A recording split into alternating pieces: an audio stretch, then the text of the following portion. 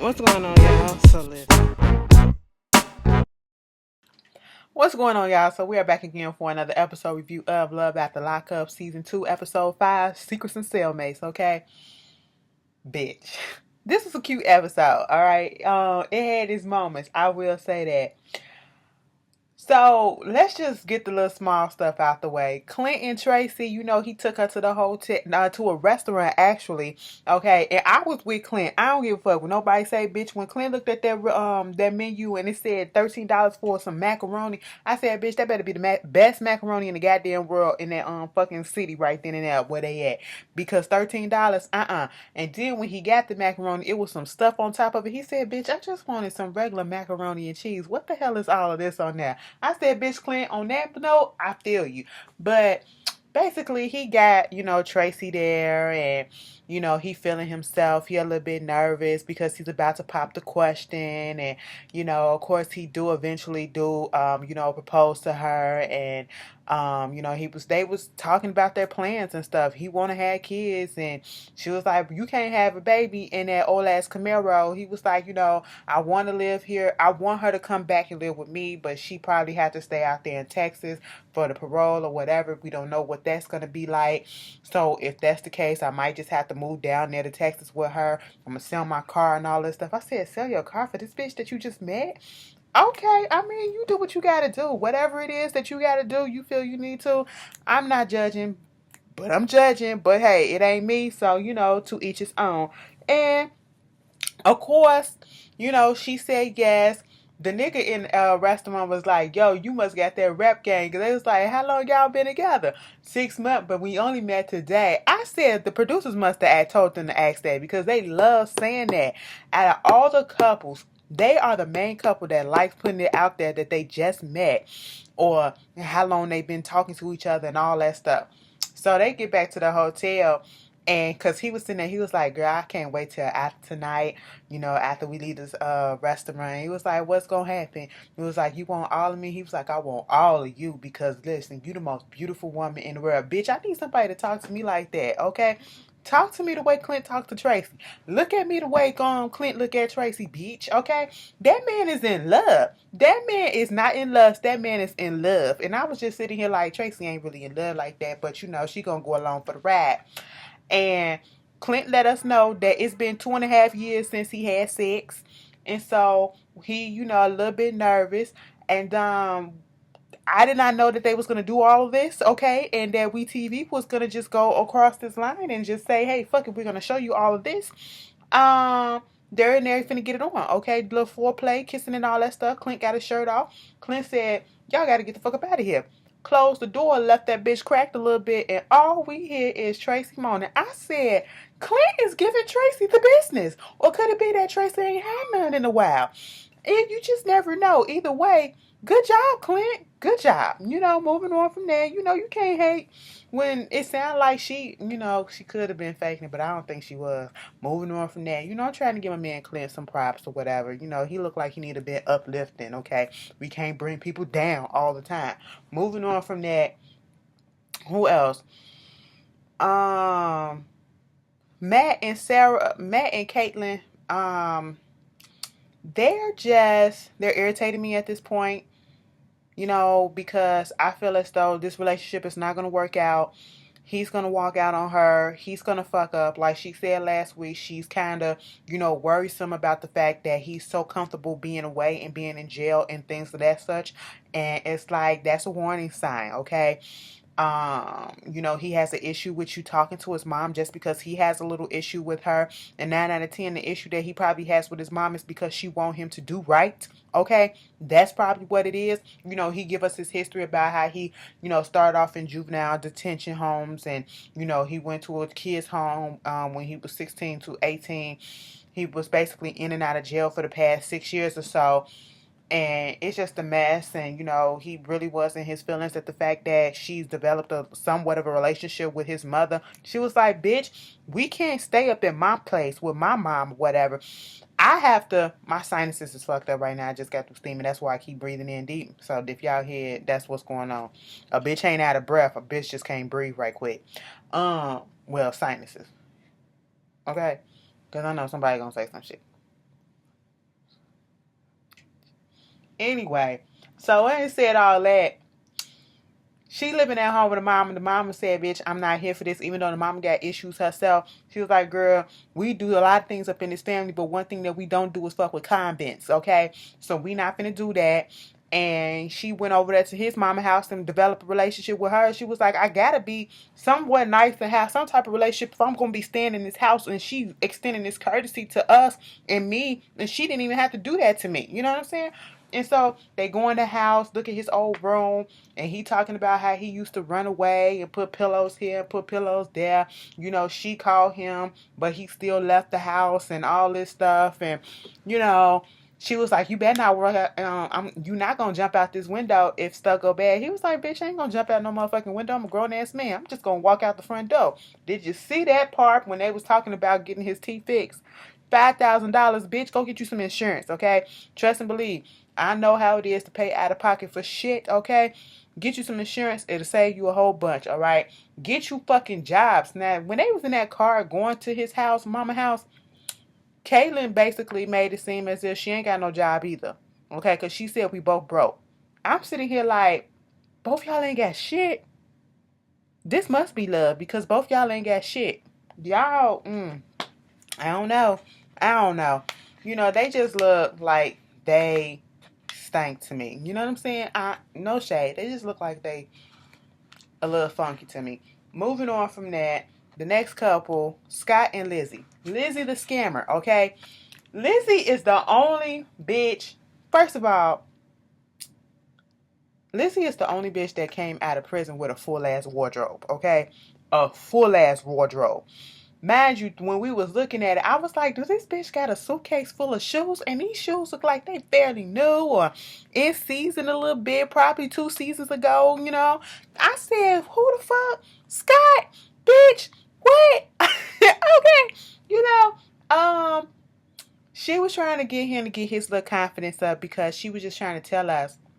She told Adam to get the fuck up out the room like she was his mama or some shit. It was like, Adam, you go with Jasmine and you take him somewhere because I'm about to do something nice for your dad. Okay, I'm about to surprise him with something. It wasn't no nookie.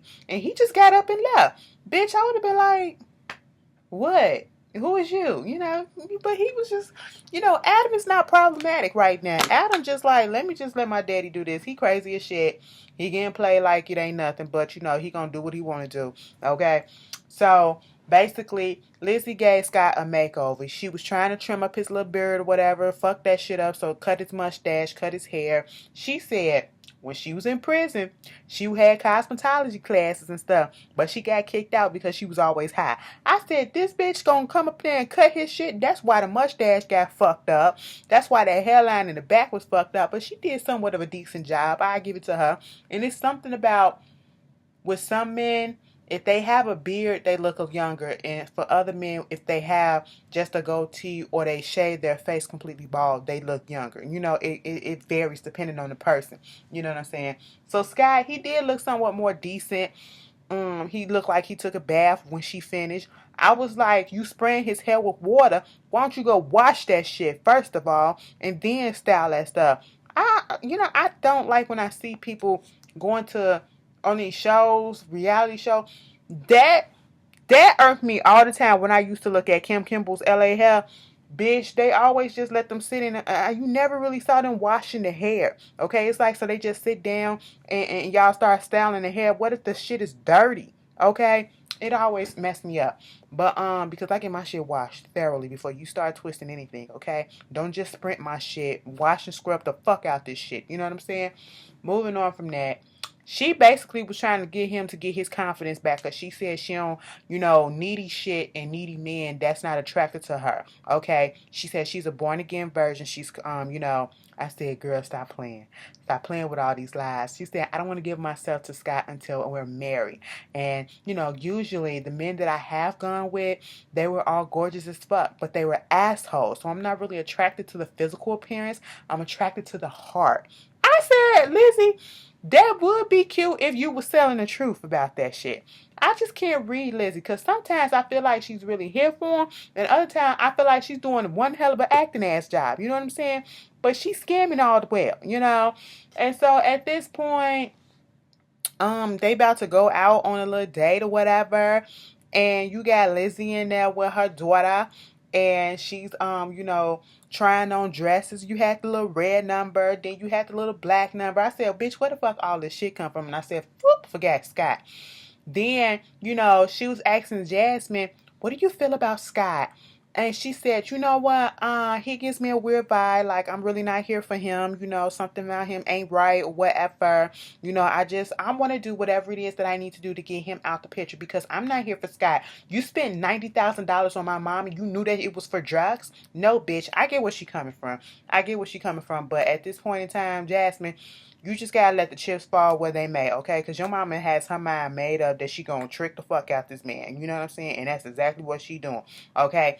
Is it me? Or does Jasmine look like one of the little Whoville people from like The Grinch Who Stole Christmas or the Lorax or the Who, one of them people from the Dr. Seuss books, okay? She got a cute little nose and shit like that. I was like, she looked like something, and that's no issue. It's cute. It's whatever.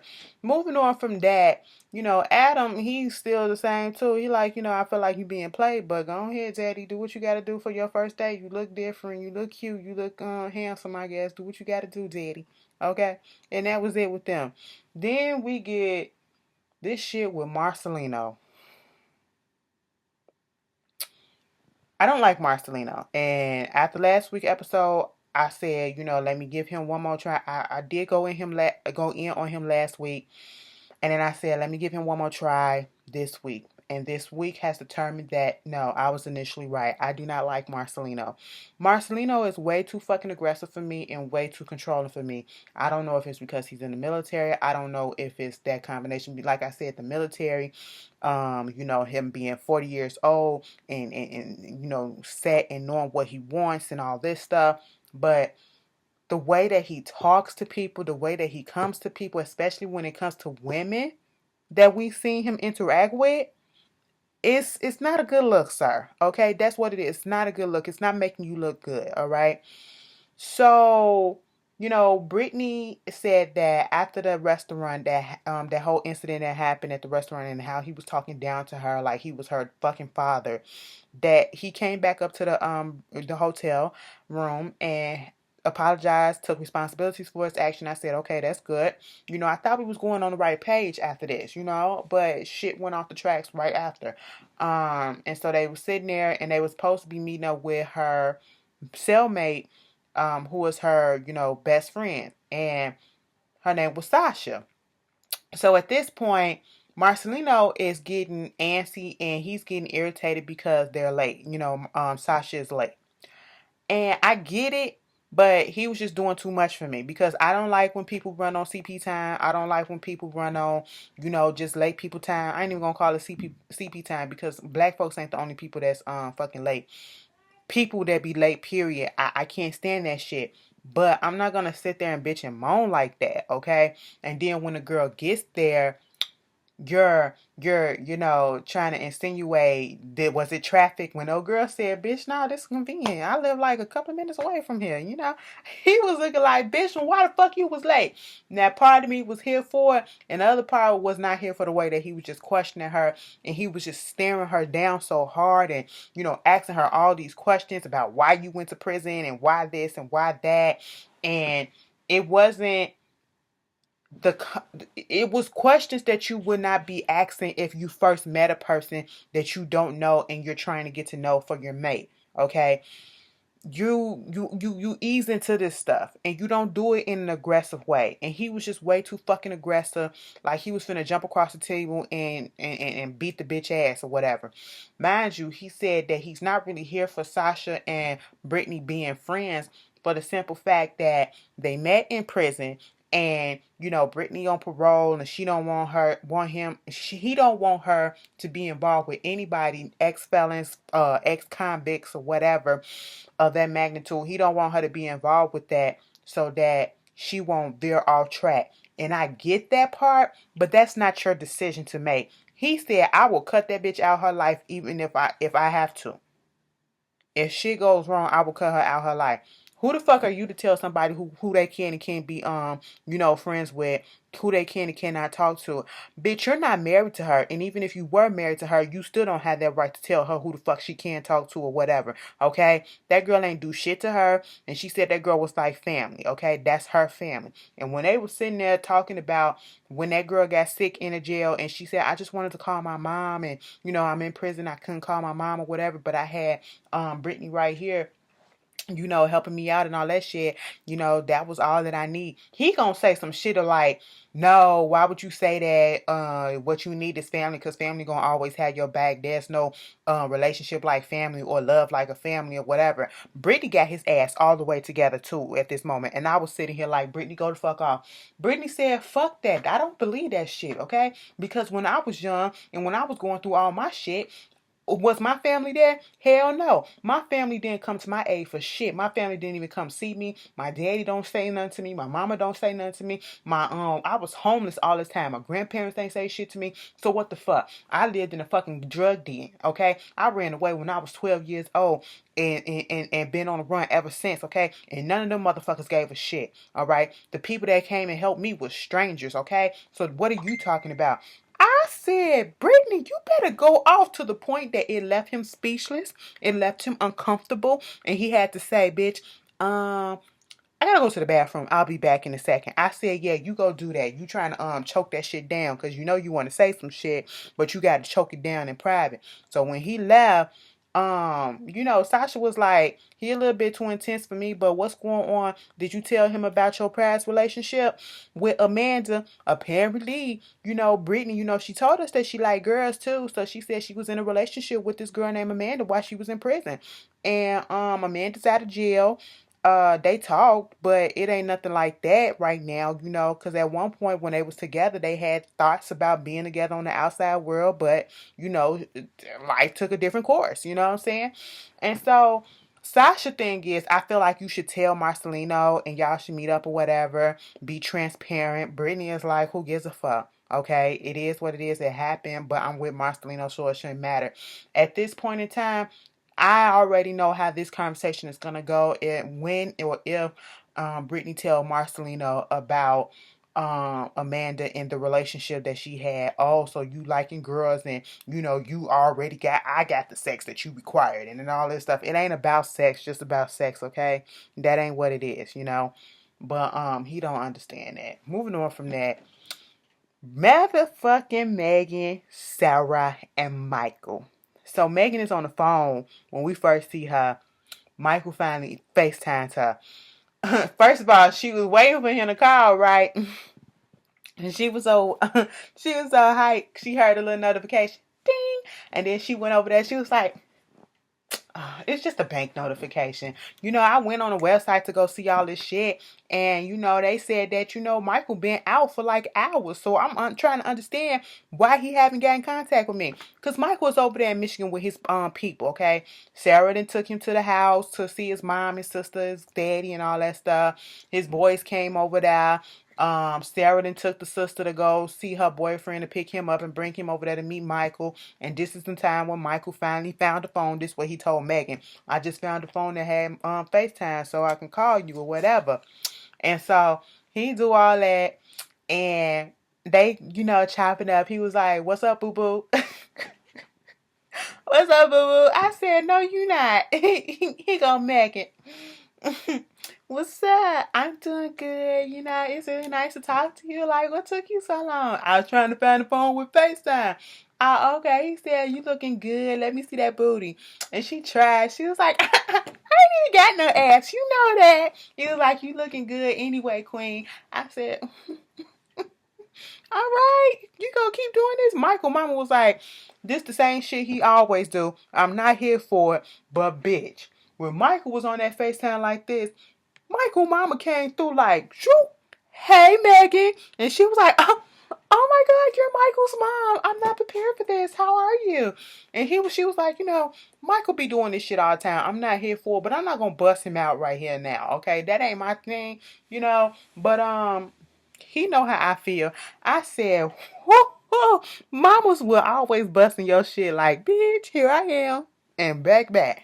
Okay. And so at this point, The conversation went from lovey-dovey shit and it went left a little bit because Michael let him know that, he was out there in Michigan and that Sarah was the one that drove him out there to the family house and, gonna drive him to New York. And now she figured out that she was the one that came and picked him up and that's why she wasn't there, but she's still not connecting the dot that there's something else going on between them.